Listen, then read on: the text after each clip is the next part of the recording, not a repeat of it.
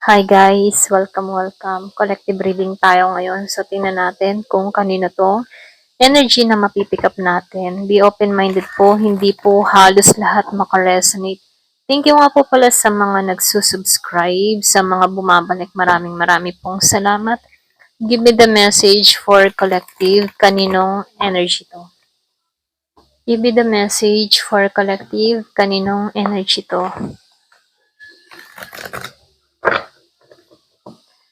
Give me the message for collective. Kaninong energy to?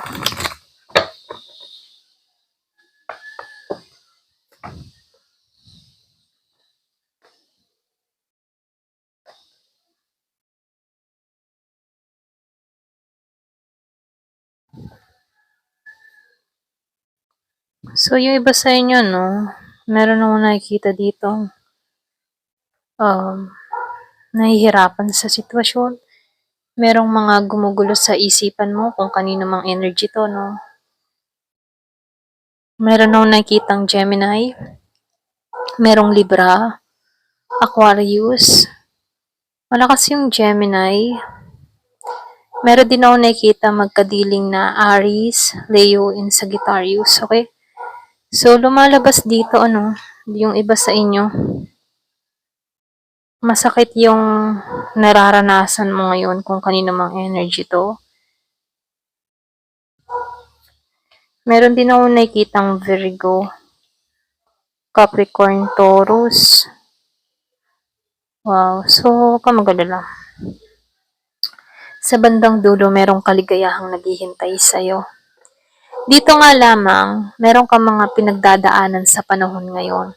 Kung kanino mang energy tong napipick up natin, hindi mo makita yung message, yung mensahe sa'yo, yung gabay, yung spirit guide na nagme-mensahe sa'yo dahil nakatuon ka sa mga masakit na karanasan or sa masakit na nararanasan mo ngayon.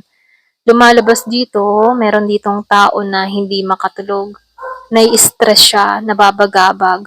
Hindi niya makita yung big picture para sa kanya. Nawawalan siya ng pag-asa sa kinakaharap niya ditong pagsubok. Pero huwag ka mag-alala. Sinasabihan ka dito na meron ditong pag-asa. Yung lungkot na nararamdaman mo, may nag-iintay sa iyong kaligayahan. Nasa sa iyo yung aksyon kung kikilos ka dito or mananatili ka sa ganitong posisyon, okay? So dito, ikaw yung magpapasya dito kung tatanggalan mo ba to o mananatili ka sa ganito. Kasi meron ako nakikita dito na nalulungkot ka sa mga nangyayari sa'yo. Meron kang mga natuklasan sa isang tao. Pwedeng kaibigan, relasyon, kaanak, na nasira yung tiwala mo. Okay? At ito yung bumabagabag sa iyo kung bakit nasasaktan ka dito.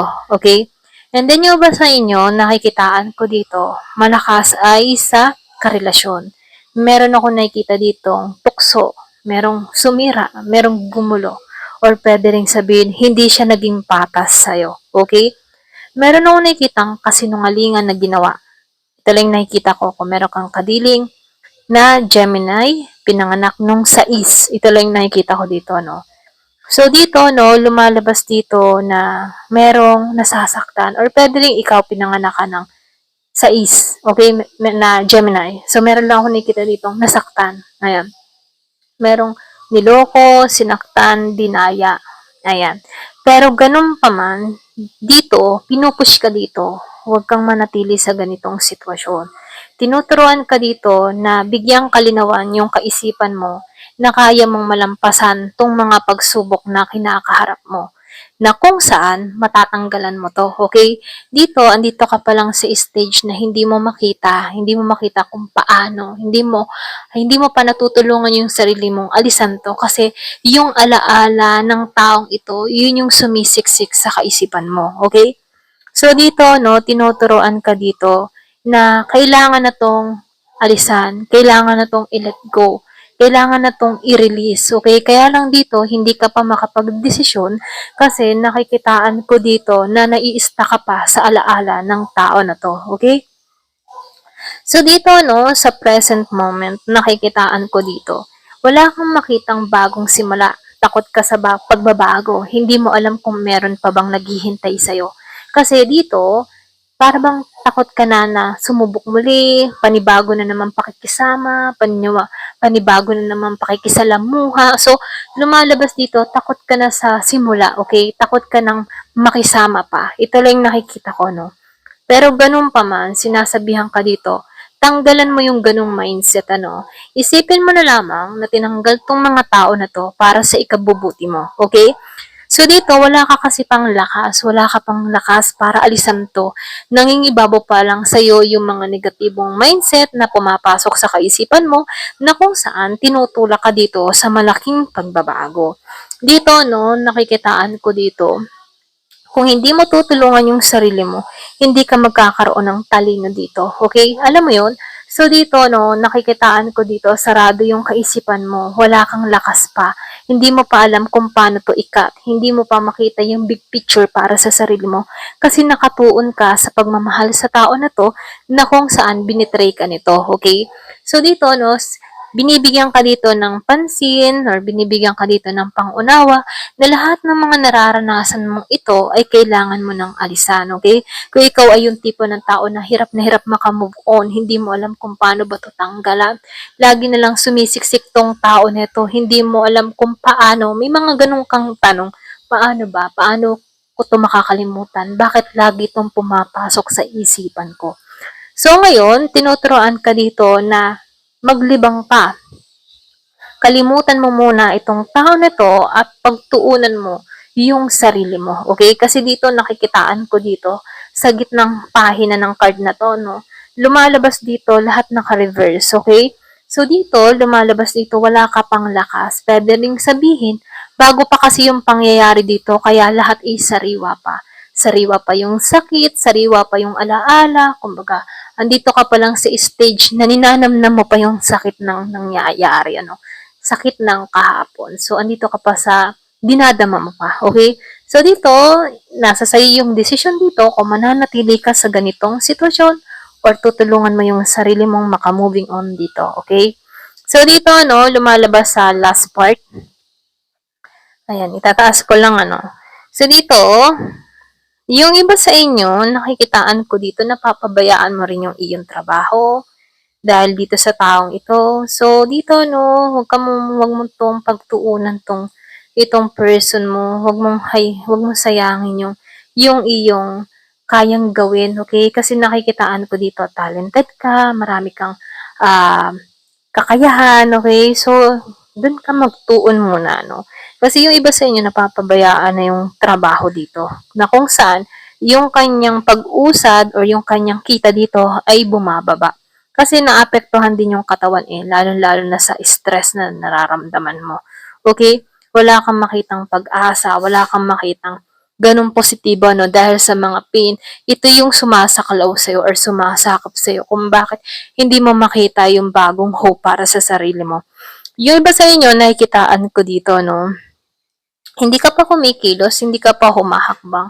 Para bang tamad na tamad ka. Ito lang yung nakikita ko. Kaya dito, pagdating sa financial mo, medyo down ka. Okay? Pero ganun pa man, pinagtutulakan ka dito na kailangan mong baguhin yung mindset mo. Kasi kung hindi mo to tatanggalan, hindi mo makikita tong the sun. Okay?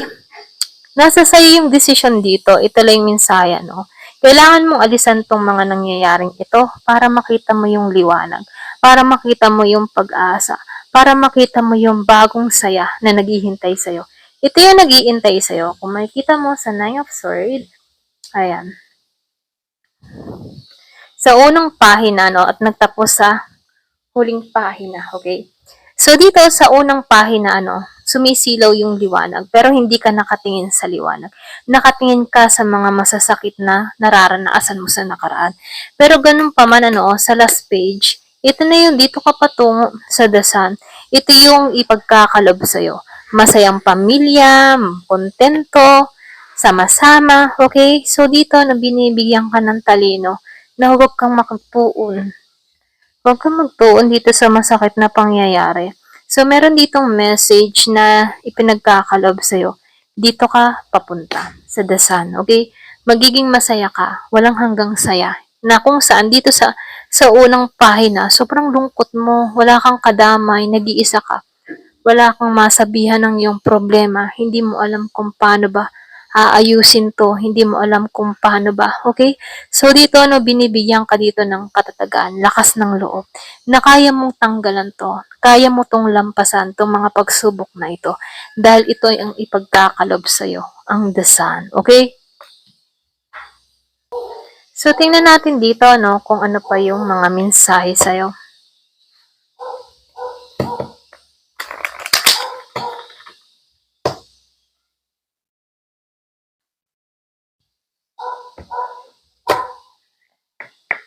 Give me the message. Soulmate. So, meron akong nakikitang soulmate, Yung ba sa inyo ipagkakalob sa'yo dito yung soulmate mo? Healing. So, ito na yung time for healing. Ilumin mo yung puso mo kasi dito ikaw lang din yung makakatulong sa sarili mo. Selling out. Kumbaga kung makikita mo dito, nauubusan ka na ng lakas. Meron akong nakikitang inabuso, minaltrato ng hindi maganda. Yung iba naman sa inyo, talagang nasasaktan ka, pwedeng pinagbubuhatan ka ng kamay, hindi mo makita yung saya, ayan. Pero ganun pa man lumabas yung phoenix. So, ibig sabihin dito, ibabalik ka muli. Kumbaga, ibabalik muli yung lakas mo, katatagan mo. Parang renewal, okay? Or i-revert ka dito. Transformation, okay? Kumbaga, binibigyan ka dito ng lakas or ini-encourage ka dito na kaya mong paglabanan lahat-lahat ng mga nangyayari sa buhay mo. Kasi simula't simula pa lang yan, na itong problema na dumating sa'yo, kaya mo na tong solusyonan, kaya mo na tong lampasan. Bago pa ito mangyari, kaya mo na tong lampasan. So, letting go. Let go sa mga hindi karapat-dapat sa'yo. Let go sa masasakit na karanasan. Let go sa mga natutuklasan mo. At i-let go mo na rin yung hindi nakakabuti para sa iyo. Okay? So, meron akong nakikitang ahas dito. Anino ng kahapon, dark shadow, or mga masasakit na karanasan. Masakit na alaala na kung saan ginagapos ka. Yung iba sa inyo na trauma pa dito, Kaya lang dito, tinuturoan ka dito. Pray, magdasal ka na matanggal yung sakit ng kahapon mo. Matanggal yung mga masasakit na nararanasan mo. Alaala, bigyan ka ng panibagong lakas, sigla, or panibagong pananaw sa buhay na kung saan huhubog sa'yo. Okay? So, meron nung nakitang inner child. So, hanapin mo muli yung pusong bata para sa'yo. Alam mo yun, iba ang isang bata, masyado siyang sabik sa mga pagbabago. Nakikitaan ko dito, innocent, mga ganyan, masaya, kontento. So, dito ka mapupunta, sa ganun. Matatapos na lahat ng mga problema mo. Maalala mo muli yung kabataan mo, okay? Pay attention to your sign. Pay attention to the sign, okay? So, meron ditong mga sinyales. Kumbaga, meron dito kang makikitang mga sinyales or sign na magpapabukas ng kaisipan mo. Pwedeng itong mensahe na mapanood mong ito, or pwede rin sabihin na kapag meron kang mga nakita na maraming ibon, ibig sabihin, ito na yung sign mo. Okay? Yung halimbawa, for example, napalabas ka, naglalakad ka, bigla kang makakita ng maraming ibon, okay? Isa din tong sign. Pwedeng kalapati, maya, or kung anumang klase ng ibon na makikita mo, Isa tong sinyales na kung saan, patungo ka sa malaking pagbabago. Ayan. Ito lang yung nakikita ko dito. Ayan. Thank you for watching. Love and peace.